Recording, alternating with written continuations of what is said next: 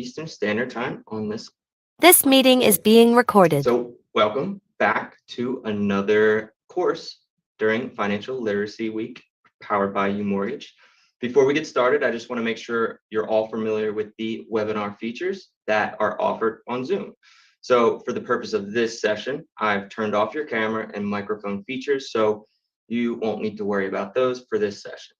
And then during this session, I encourage you to participate your thoughts and use the chat feature that you can find at the bottom of your screen. Again, to do that, just click on the chat icon at the bottom of your screen. And then we will have a Q&A session at the end. And during the Q&A session, I'll ask you to submit your questions using the Q&A feature or button. And if you have questions that come up at any point during the presentation, feel free to submit them using the Q&A feature that you can also see at the very bottom of your screen. And I'll be sure to address them at the end of the session. All right, so let's cover some housekeeping items first.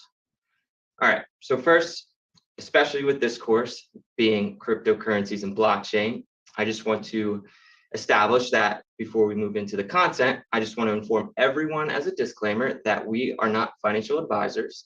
I am not a financial advisor. If you saw my crypto portfolio, you wouldn't take advice from me anyway, so just keep that in mind. The content in this training is for educational purposes only. This material does not take into account your particular financial objectives, situation, or your needs, and is not intended to be a recommendation appropriate for your situation. So in order to make the best financial decision that suits your needs, you should conduct your own research and seek the advice of a licensed financial advisor if necessary.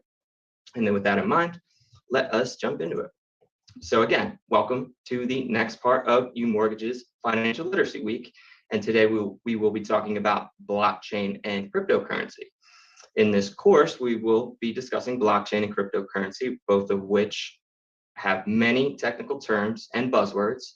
This course is simply, again, to give you an understanding of blockchain and crypto, as we, again, will not be offering any financial advice on these two topics. With that said, taking notes is encouraged as we are going to be digging into these very complex topics. And at the end of the session, again, we'll set aside some time to answer any questions that you may have regarding these two topics that may come up throughout the presentation. So with all that being said, let's hop in. So blockchain and cryptocurrency. So these are two popular topics within today's financial and digital world. These are two things that go ultimately hand in hand, and one would simply not exist without the other. We often hear about cryptocurrency, or crypto for short, in relation to big gains or investments, and it's a hot topic in some crowds. Many people also talk about blockchains and investing in them, often using blockchain and crypto interchangeably. Well, here's the thing. Blockchain and cryptocurrency are two separate entities. So cryptocurrency is a form of digital currency or information, and blockchain is a system or a method by which we manage cryptocurrency itself. Without blockchain, crypto would not nearly be as popular as it is today or secure. And that's the name of the game here. So security is the theme. So as we dive into blockchain and crypto, we'll be discussing many different bits and pieces, but it all comes down to what is safe and what is secure. So before you go off and buying your first token, always, again, make sure you understand the risks and dangers that come with your investment. And that's why we're here today. So we're going to try to help with that. So what is our agenda? What are our goals? So for today's session, we'll be looking at the following topics. We'll be understanding how cryptocurrencies and blockchain work. We will see how blockchain can improve security and what function do cryptocurrencies serve. So as we are progressing through the course, if you, again, have any questions, please feel free to drop them in the Q&A function on Zoom. I'm sure there are going to be many questions. So again, we'll be taking time at the very end of the presentation to do a quick Q&A. So let's jump in. All right, so before we get into cryptocurrency, Bitcoin, and the rest of the buzzwords that I'm sure we all know and love, we will talk about blockchain. So the blockchain is a critical part of cryptocurrency and lets it operate in the first place. So what is blockchain? Blockchain is a digital method of recording information that makes it difficult to change or hack once it's been recorded. Notice that none of that definition mentions crypto at all. That's because blockchain is a unique system in its own right. Its sole purpose is not for cryptocurrency, and we'll talk about that later on.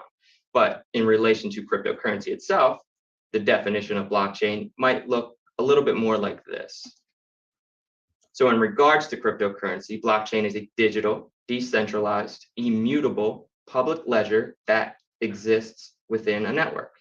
I'll say it again for those who are only listening. It is a digital, decentralized, immutable public ledger that exists within a network. So let that marinate for a bit. The three big words that we're going to be focusing on are digital, decentralized, and immutable. And we'll talk about each of them briefly here. So matter of fact, let's just make sure we have a solid grasp and break it down here. So let's start from the back end. So exists within a network. This essentially means that blockchains are digital. So they exist in the digital space on a network like the internet, but it gets deeper than that. So blockchain is useful in a variety of ways, particularly when recording information. Because of this, some organizations have created their own blockchains specifically for their private network. While it's not public, it is still within a network, and that's the most important part of that. If the blockchain was simply on the internet, then it would be on a global network. We'll discuss some of these uses later on, but it's important to realize that blockchains happen digitally on the internet within a network, whether it be private or public. Continuing on backwards, we have a ledger. So a ledger is a collection of financial records, often used to keep transactional details. So every time someone buys a gallon of milk, it goes on the ledger. 1 gallon of milk at $3.88, paid for in full by Gregory Shack on March 14th, 2022, is marked and accounted for.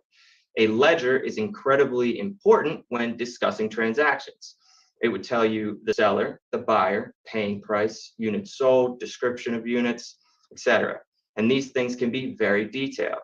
So if you've ever looked at a bank or a credit card statement, that is a form of a ledger. So now let's think a little bit outside of the box. So rather than keeping track of the payment, what if we just kept track of the transfer of items? So maybe Lucy Lodgen sent Gregory Shack 1 unit of 1 gallon milk at 3:45 p.m. on March 14th, 2022. Sure, this doesn't have a dollar amount attached, but it is still a transaction nonetheless. So this is one way that some organizations utilize blockchain technology. So while it still is a growing technology, a very brand new technology in the grand scheme of things, it already has been used in a number of different ways, just like that example. Just another reason to be fascinated by blockchain technology.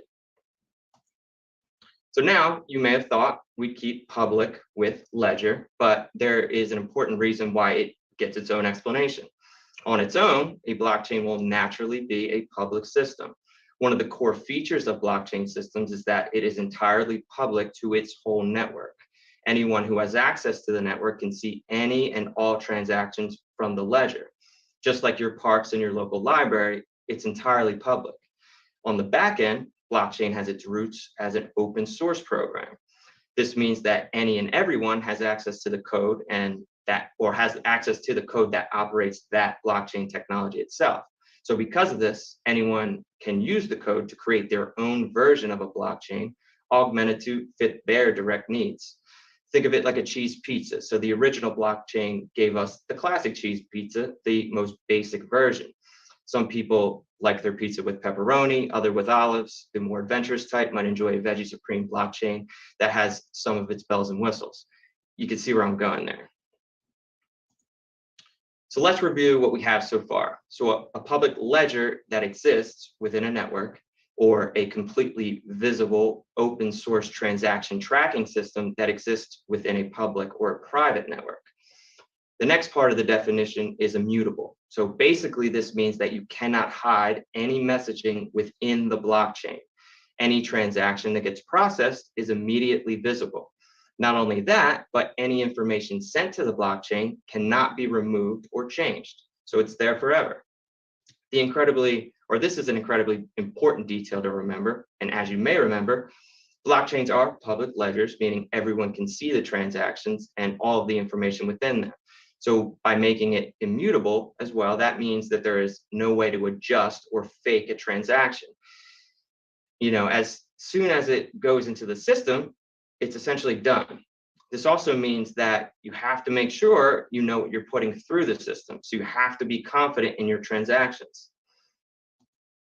This brings us to the biggest selling point of blockchain technology. It is decentralized. So to better understand what this means, we first need to understand what a centralized system is, and more so how a computer system works in general. So generally, a network works by connecting a number of nodes or people together, usually through a central server acting as the intermediary. The center source holds all of the information of that network all in one place, and everyone is connected to that single source. Similar to a tree that holds all of its food and nutrients in its trunk, but it still dishes it out to its roots and then spread out in multiple directions. While this is the most common type of system used in computing today, it has one very big flaw. All of the important data is stored in one location on one server. More importantly, all of your personal information is on that server. This means that if your system were successfully attacked or hacked, all of your private personal information would be accessible at once. So that's important to note. And a decentralized system, however, is going to split up that personal information to separate servers. Each of those servers will communicate with one another, but they all have their own set of people who will report to them. This way, your data is split up into chunks that have no relation to one another. So if your system were to be attacked, only one of the servers would suffer damage, and your assailant could only steal that bit of information specifically. So let's look at an example. So you could imagine maybe it as an orchestra in a concert hall. So there are many sections of an orchestra that help create a beautiful song. So each of those sections, let's say brass, strings, and percussion, all work together with different bits of information. And then let's say your password is GoBirds52. So again, GoBirds52, so your password is going to be split among different parts of the ensemble. So GoBirds and the rest, RDS52, lives in the violins. And then if it were to be attacked or hacked, so when someone attacks your system, they find that they can only get to the trumpets. It's still a shame, but they're still missing half of the password. So the entire orchestra can still play on despite missing a small part, and your attacker still doesn't have your full password and information, therefore can't successfully attack the full system. So that's important to note, again. So being decentralized is a major factor in why blockchain is such a secure technology. So while there are still possible ways for a blockchain to be attacked, it is much more secure than your average centralized system. Because your information is split into different pieces and then scattered about, anyone trying to steal from you will have to round up all of those pieces in a number of different locations. So they'll basically have to take the time to hack into a server multiple times to gain any information. Another way to look at this idea of a centralized and decentralized system is to think about it like this: who's in charge? So with a centralized system where all information is going to one point, there will be a central authority in charge of that single server, a single entity. One good hack and they're done. So with a centralized system, you're looking at a council of servers who each participate in making the whole system function. If one server fails, then the others will continue on until that server is then fixed. So this is a bit of a foreshadow for later on. So keep this in the back of your mind as we continue discussing blockchain and crypto. And that brings us to the very beginning of our definition of blockchain, which is kind of self-explanatory. It's digital. So blockchain technology is entirely digital and is worked on and communicated through a network. That means no paper trails for these transactions. Although you could technically print out a public ledger if you really wanted to, but not necessarily necessary. In particular, blockchain is a newer form of technology, and the fact that it is entirely digital lends itself to the natural growth that it has experienced, particularly recently. Again, we will discuss this in more detail shortly, but it is imperative that we remember that it is entirely digital. So keep that in mind as I take a sip of water. All right. So quick recap.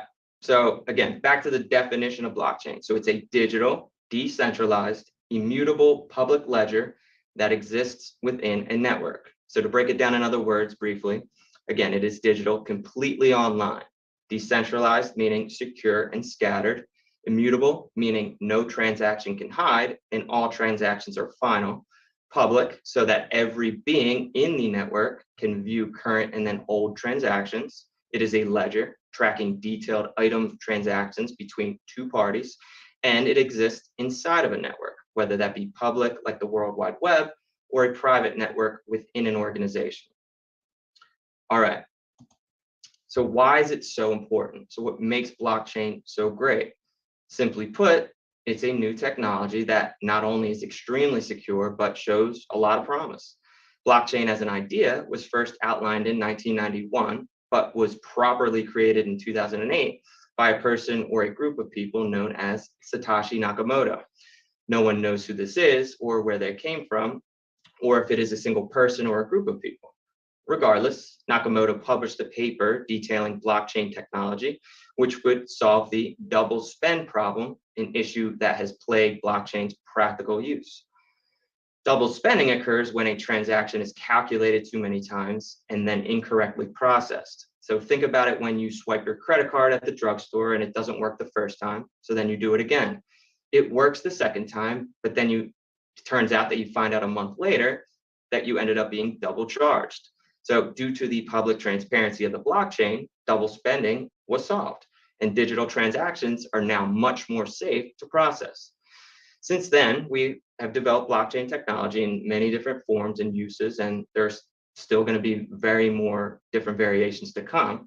So to put this into perspective, the internet started as a project in 1989 to become public in 1993. So it's really only 29 years old. That's barely 30 years, and it's come such a long way. So blockchain, for example, started in 2008 and is half as old. So naturally, right, there's going to be plenty of room to grow here. So some room for excitement. So how does it all work? Well, in its simplest form, data is sent to the blockchain and then stored inside of a block. This block is constantly filled with more and more data until it is completely full. Once full, the block is sent to miners who then solve a number of random calculations to confirm the correct data that has been received. Once the calculations are solved and the block is confirmed, it is locked shut and chained onto a previously filled block. We find the most previously filled block using a timestamp so that all of the data stored is in chronological order. And that's how we have a blockchain. Any new data that comes in will now go to a brand new block, and then the process repeats itself. So new blocks cannot be started until the most previous block has been filled. The blocks we're talking about here are the public ledger. So anyone can go in and view any block that they'd like. Again, remember that this data is immutable and then cannot be changed or altered in any one way. So it's going to be locked in those blocks. In regards to those calculations, these are scattered among all of those different nodes that we mentioned earlier. So that decentralized network. And another way of looking at blockchain transactions is to think of the classic kids game telephone, but with 40 people. So the message, which is the block of transactions, goes between a number of people back and forth, this being the nodes. As the message moves person to person, it needs to be perfectly recited in order to move on, or else the message is not verified and thus gets denied. If it does make it all the way through and the message is perfectly recited, then it will be approved and stored in the blockchain for all to see. Here's the kicker. That message that is being sent isn't just a sentence, it's a doctoral speech, research paper that includes pictures, graphs, and lengthy unnecessary words, which needs to be recited perfectly by every node participating. The calculations that the blockchain system is deciphering are randomized and extremely difficult. Having multiple validations also requires the system to constantly check itself. Because of these numerous checkpoints, blockchain is rather secure when tracking information. So blockchain also has a few other benefits. As a system, it is highly efficient at processing transactions, so much so that it costs less with blockchain than with your standard credit card service. On average, Bitcoin can process 5 transactions per second, while Visa can process about 1,700 per second. The difference here is that Bitcoin will settle those in about an hour, finalizing these specific transactions. Visa, on the other hand, would remain unsettled until months later. This means that there is plenty of time for a transaction or a purchase to be disputed or altered in some way. So some blockchains, like Ripple, for example, can process and settle 1,500 transactions in 4 seconds. As we mentioned earlier or before, the transparency and traceability of blockchain is irrefutable. So along with the high degree of security and integrity, it's really no wonder that we've really started to begin utilizing this technology in the first place.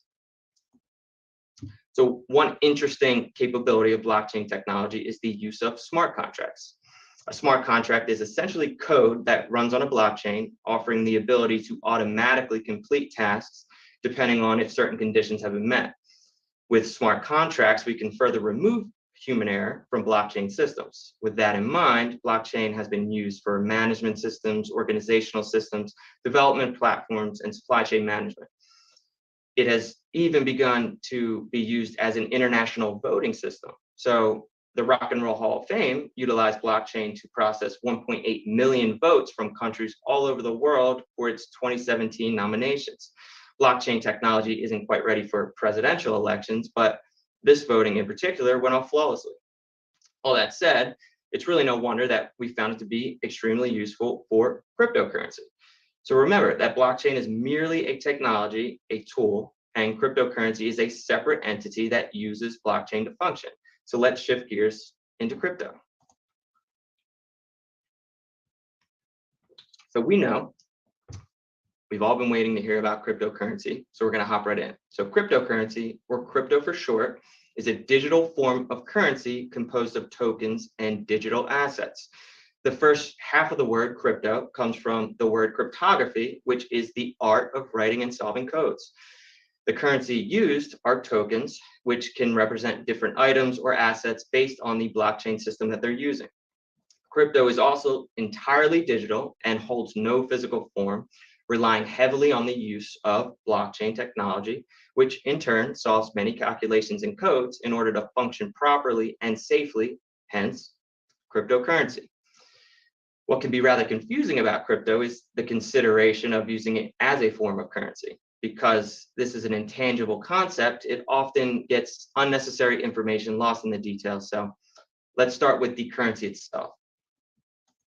So currency is the system of which money is used within a society. So money is the medium or the item of value used to exchange goods. So in older societies, gemstones, beads, or other natural materials were used as a form of money. Today, as a society, we have agreed that one type of bill may be worth $50 and another worth $20. The world has given a value to this money, and currency is the system where we use it. So fiat is the tangible, physical form of money, meaning that paper, cash, or coins in your pocket are that example. So fiat acts as a token, and that represents money. To determine the value of money, particularly fiat, we look at 4 things. So we'll look at supply, we'll look at demand, we'll look at utility and trust. So supply and demand are pretty straightforward. How much of it is there and how much do people want? These 2 factors strongly influence the value. However, its utility and trust is going to be an important concept to kind of grasp as well. So utility refers to how easy it can be used to buy products and services. So paying $50 in cash is a lot easier than with pennies, right? So cash has a higher utility value. Trust is all about whether or not another person would accept the fiat. So, how well that would then hold its value as well. So when we look at the US dollar, there is a good supply and a good demand for it. It is quite easy to utilize, and we can easily trust others to accept it. In terms of crypto, there is a limited supply and an increasing demand, so its inherent value is high. So many people and organizations are, starting to accept crypto as a form of payment. So it also has decent utilization as well. The interesting part of this is that blockchain actually removes the trust portion of the equation. So the transaction will definitely be accepted and retain its value during the process of the purchase. So while cash and coins operate as physical tokens for money, crypto is a digital token that represents an amount of money. Although we can't touch it, it still operates as a form of currency similar to fiat that we use today. All of that said, there is one other point to make of note, and that is fiat is usually backed by a government or some type of authority, which is key. So because blockchain is decentralized, there is no authority in charge to regulate it. Instead, the servers of the blockchain and everyone who participates in circulating the crypto are the ones who regulate it. So it's built on or into the blockchain system as Satoshi Nakamoto intended back in 2008. So this is also what makes some people a little bit worried about cryptocurrency, the fact that it isn't backed by a government or a central authority. So many people don't feel comfortable investing into something that isn't tangible or safely backed by a government. At the same time, this is why some people love it. So crypto is the first form of currency that is reliant on the individual. The influence of a government's political issues do not influence the value of crypto nearly as much as it would with fiat. That accompanied with the security of blockchain gives some users a higher sense of safety into their investments. Not to mention that this is simply new technology, and we as a human race have a tendency to enjoy new shiny things. So crypto has only been around for just over a decade, and its accessibility and number of uses are going to continue to grow daily and only become more popular as well. And with all this in mind, it is important to understand that crypto is most often seen as an investment. So while some services and products can be purchased using crypto, most will slowly grow their funds in a preferred cryptocurrency and let it grow over time, similar to stocks. When a coin rises in particularly high amounts and is worth a lot of money, investors will sell it to make a large profit, and eventually the value will then go back down. Or, depending on the token or asset owned, a user may purchase a token only to let it slowly gain value over time before selling. One such instance of this is the rise of NFTs, or non-fungible tokens. So NFTs are digital assets that cannot be copied, substituted, or subdivided that represents a real-world object or a piece of digital art. While NFTs are an asset, it's important to understand that these are still a type of token that represents something in general. Security tokens will represent part of a fractional ownership of a digital or a physical asset, meaning you can buy a fraction of a boat, for example. Utility tokens give access to future products and services. This is often used as a fundraising tactic for startups and newer productions. So if you would like to learn more about NFTs in particular, join us later today and we will cover NFTs. So for now, let's continue on as I take another sip. All right, so these various tokens and assets are a few examples of the possibilities of crypto. Alongside tokens, we also have coins. So coins are similar to tokens, except they have their own blockchain. So tokens are possible through smart contracts, which is code that is created to automatically run on a blockchain. Smart contracts operate on their own, often relying on meeting conditions in order to activate. In their most basic forms, a coin will represent value like a currency, while a token represents ownership or an asset. All coins are tokens, but not all tokens are coins. Let me explain. So coins run specifically on their native blockchain. Bitcoin, symbolized as BTC, was the first largely successful coin created by Nakamoto, the same entity who successfully created blockchain. So Bitcoin is a coin that represents money operating on its own blockchain, again, which is also called Bitcoin. Because Bitcoin and blockchain were left as open source programs, other programmers copied and changed the code to make it their own. This is how we eventually gained other coins like Ripple, Polkadot, and Ethereum. And then Ethereum is a leading cryptocurrency known for operating as a developmental platform, allowing users to create a variety of different apps. The currency or monetary token used for Ethereum is called Ether, often symbolized as ETH. Some tokens that run on the Ethereum platform include BAT, Tether, and most NFTs actually. So Ripple is known for its financial capabilities, pushing to expand on the scalability of transactions using blockchain. Ripple offers its own form of currency, also called Ripple and symbolized as XRP, that solely operates on the Ripple blockchain. It gets confusing when the coin's native token is the same name as with Bitcoin and Ripple, but the key here is knowing your coins and the associated tokens for that specific blockchain. Ethereum is one of the most popular crypto coins, and because of Ethereum's capabilities as a developmental platform, there are hundreds of tokens using that platform alone. So how do we get them? Well, to begin your journey in cryptocurrency, you'll first need a wallet, specifically a digital wallet. So there are a few different types of wallets that have different purposes, but all of them can help you safely store your crypto. As we discuss the process of acquiring and using cryptocurrency, we'll simply refer to Bitcoin as the type of crypto that we're going to be using. So Bitcoin is a great example because most forms of crypto are based off of Bitcoin structure. In terms of wallets, there are several kinds. So we have mobile, desktop, hardware, paper, and web wallets.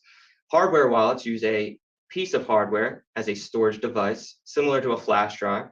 So your information is stored there as well as your crypto funds. Mobile and desktop wallets are just as they sound. They are specific for mobile devices or desktop and laptop computers. Web wallets keep most of the information you have on the web and must be accessed using a web browser. Coinbase is an excellent example of this. Paper wallets are simply wallets that have been printed out, most often used as a QR code. There are a number of different flaws to paper wallets, and they have definitely lost popularity with the arrival of hardware wallets. And another way to separate wallets are by whether or not they are hosted or custodial wallets. So custodial wallets are essentially kept by a third party that stores your coins for you. So these are not going to be as secure, and these custodial entities technically possess all of your coins.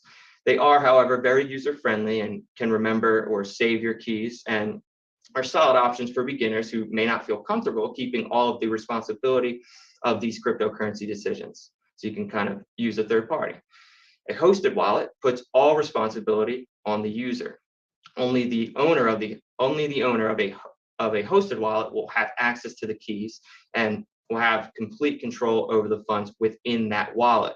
This is technically more secure than custodial wallets, but as we'll discuss in a moment, your wallet keys are extremely important, and losing that information could mean losing all of your funds and they'll be gone forever.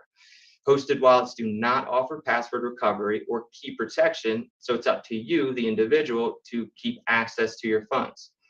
Regardless of what wallet you choose, it all lies in your personal preference. And before acquiring any wallet, you should research the pros and cons of each. These are all different forms of different technology that we're dealing with, and it's your personal investment, right? So it's extremely important that you know the capabilities of the storage system that you're using. So upon receiving your wallet, you will gain two important pieces of information: your public key and your private key. So these keys are randomly generated 64-character passwords and exist solely for the use within your specific wallet. So you can see why remembering these keys on their own could be difficult. The public key acts as your address. It tells others where to send the money so you can actually receive it. Public keys can often be found as QR codes or simply copy and pasted when needed. And then private. So the private key acts as your wallet's key as well as your signature. So when you want to access your funds, use your private key to view your wallet. So whenever sending or receiving a transaction, use your private key to confirm or sign your approval for that transaction. That approval is also immediately published to the blockchain so all users can see your approved transaction. So once you have your wallet, you can purchase your crypto. So let's say we are purchasing Bitcoin, which is again symbolized as BTC. As you navigate your wallet, you or most will automatically convert your preferred currency into the corresponding crypto that you're trying to purchase. So at the time of creating this course, $20 of US dollars are equal to 0.00047 Bitcoin. So remember, cryptocurrency is an investment. So let's say you start small and purchase that $20 of Bitcoin. So you navigate your wallet and eventually use your private key to confirm your purchase of that specific Bitcoin. When most transactions for Bitcoin process, there is a miner's fee, which is important to note. This purchase then goes into a block with a bunch of other transactions. As we mentioned before, it starts this massive game of telephone where all blockchain is computing massive calculations and puzzles to approve that block. This process is called mining, and the dedicated servers and the people who run them are called miners. And here's the fun part. So remember that game of telephone involving a phrase the size of a research paper? Now imagine thousands of teams or miners competing against each other to be the first people to, or first ones to telephone the entire passage. So when a miner successfully solves the calculations and is the first to do so, they gain the miner's fee, as well as a small portion of the new Bitcoin as a reward. So the bit of new Bitcoin is how much more Bitcoin is then entered into circulation, and is a large reason for why it is very hard to mine Bitcoin in the first place. So once the transaction has been confirmed by a miner, it is then published to the chain to confirm its time and settle all involved transactions. So this all happens in about 70 minutes, and the transactions are then completely settled. You have your $20 worth of Bitcoin at that point, which is pretty cool. All right.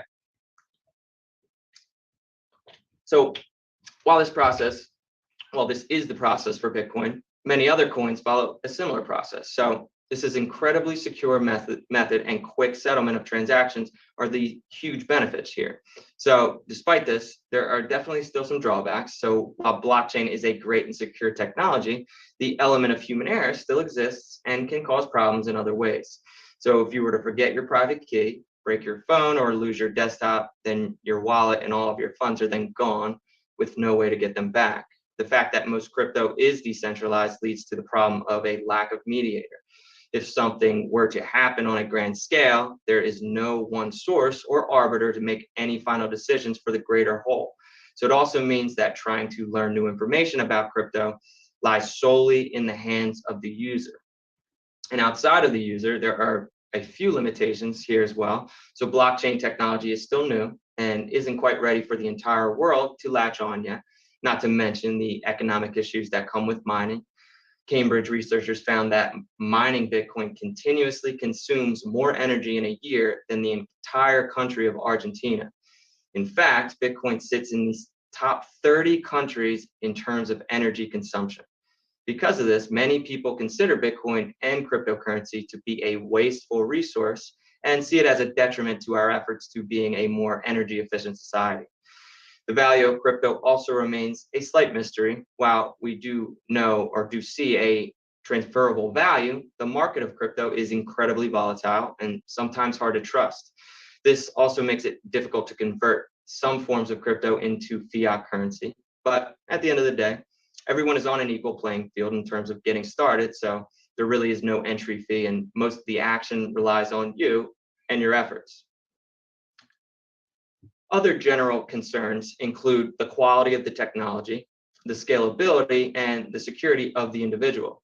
As with all new forms of technology, there are sure to be issues and malfunctions, and Bitcoin and blockchain are going to be no different in that sense and can suffer cyber attacks. Rather, because blockchain and crypto are entirely digital, it's super easy to automate criminal and hacking attempts continuously. In reference to Bitcoin, the most surefire way to do something like this is by controlling 51% of the blockchain servers. There are safeguards in place to prevent this from happening, but if it does, then whoever controls that 51% will have the ability to alter and affect the transaction being processed in their favor. With that in mind, blockchains, again, are still growing, scalability is still an issue, and cannot support use by millions of people around the world yet. On an individual level, the human user is capable of so many human errors, so many human mistakes, like forgetting their private key or losing their wallet in the sea and having their information stolen. There are a plethora of ways for an individual to lose all of their funds in a single moment. These major flaws create something described as a trilemma. So three issues that seemingly cannot be solved all at once. So in crypto, that would refer to scalability, security, and decentralization. Most forms of crypto will sacrifice one piece to perform vastly better at others. For example, Ethereum, one of the largest cryptocurrencies, is very secure and maintains decentralization. It struggles, though, with its scalability, finding it difficult in growing its network while maintaining transactional speeds, and still consumes a vast amount of energy in order to produce. Some cryptocurrencies are working to solve these issues. Polkadot is working to create a larger communication between blockchains, thus expanding scalability. Algorand is another example, another cryptocurrency that is claimed to solve the trilemma as the first carbon neutral blockchain. So, which brings me to say, there are thousands of forms of crypto out there, each with their own purpose, goal, or system to maintain itself in general. So some coins function as a currency, and some are actual platforms that are pushing to solve these massive problems in each of their own way. And then others are simply based on memes and for the most part act as a large joke, such as Dogecoin. But with all the power resting in the palms of the users, these funny meme coins can actually gain massive value and lead to sharp gain in rates, as we've seen. This is also true in the NFT market, as well as other digital collectibles, as it all becomes more accessible for the common individual. A few weeks ago, Mark Zuckerberg claimed that Instagram is working to bring NFTs to its mobile app. That will bring millions of people that much closer to interacting with cryptocurrency and potentially increasing value of various assets tenfold. Regardless, cryptocurrency is slowly integrating itself into first world society. Between integration with popular mobile apps and potential adoption from governments and banks, we could all see crypto a bit sooner than we think. So take some time to research the various blockchains and platforms that exist and the potential tokens that follow the goals that you support. Remember, cryptocurrency is an investment that may grow alongside the internet. The future of crypto lies in the future of technology and what we as humans do with it. With that being said, let us transition to our Q&A. So that covers it. So we broke down blockchain to understand its functionality and its potential uses. We've looked at cryptocurrency and uncovered just how it works and the reason for its rise in popularity. So these two concepts are sure to be more common in our lives as they become more accessible and show up in our daily lives. As we mentioned it briefly, stick around. We do have our NFT course or non-fungible tokens course later today at 6 p.m. Eastern Standard Time. So be sure to tune in for that. Same concept, same Zoom, same Financial Literacy Week. Before we jump into the Q&A, let me just do a quick disclaimer once again. Again, before we take time to answer your questions, just a reminder that I am not a financial advisor. We are not financial advisors. The content in this training is solely for educational purposes. This material does not take into account your particular financial objectives, situations, or needs, and is not intended as recommendations appropriate for you. In order to make the best financial decision that suits your needs, you should conduct your own research and seek advice of a licensed financial advisor if necessary. With that in mind, let us jump into our questions. So what do we got? Let's see. And feel free to throw questions into the Q&A feature here, and we'll let them jump in here briefly. So take a couple seconds.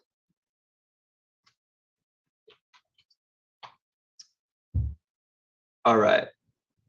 So we've got one here. So simple question. Is it worth it to invest in crypto over stocks? It's a good question.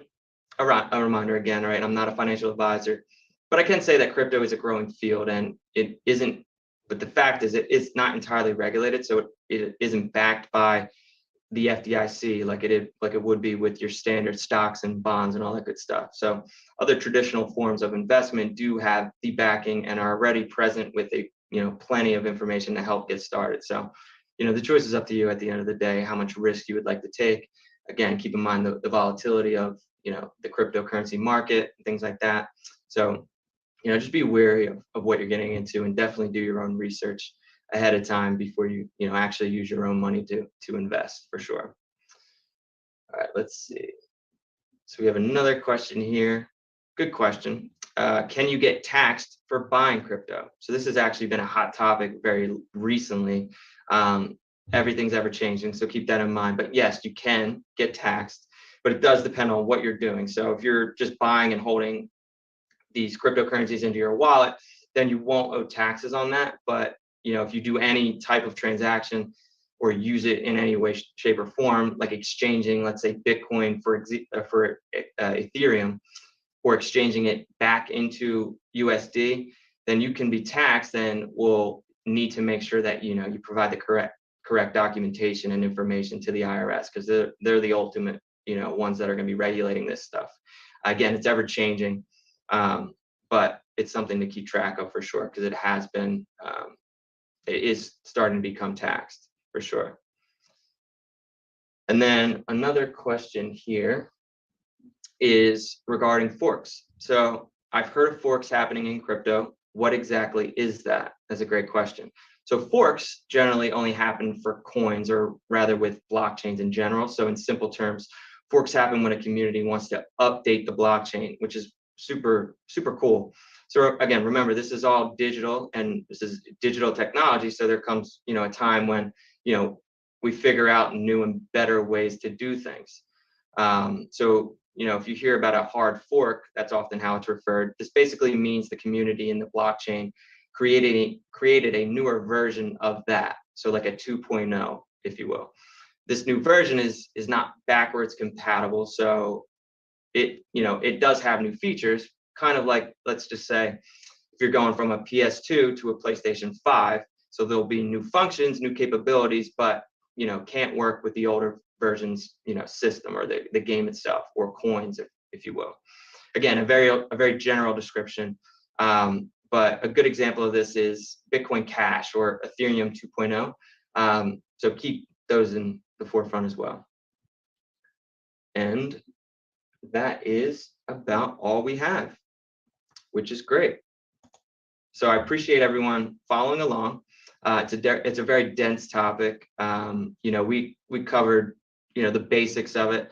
You could really go much more in depth, and it's ever changing. So it's a brand new technology, but it's very exciting technology. It presents a unique opportunity because it's very new and it's very early on. So definitely, do your own research. But again, I thank everyone for their questions, and I hope I was able to answer them all well. And regardless of any questions that you may have, we always recommend, again, consulting an advisor, a financial advisor, or an expert in the field to ensure that, again, you're taking the most methodical approach tailored to your specific circumstances. So that will wrap up our course for today. Again, blockchain and cryptocurrency. I hope you were all able to learn something new. I know I did. Or, at least gain a new perspective on crypto and future forms of investment. And we hope that in the future, financial literacy will be a common proponent of education, so that we can all be successful as we begin our journeys in buying things and, becoming more, free in that sense. So I appreciate everyone joining us today. I hope everyone has a great day, and definitely tune in for non-fungible tokens here in a little bit. I hope everyone has a great night.